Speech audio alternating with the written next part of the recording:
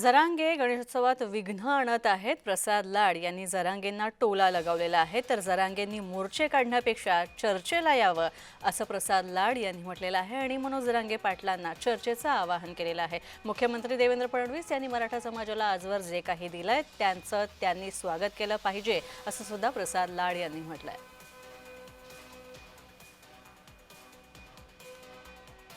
ज्या पद्धतीमध्ये सन्माननीय हायकोर्टाने आज जरांगे पाटलांच्या मुंबईतील मोर्चाला बंदी घातली आणि हा मोर्चा खारघरपर्यंतच यावा अशा प्रकारची परवानगी दिली, माननीय उच्च न्यायालयाचं मी मनापासून स्वागत करतो.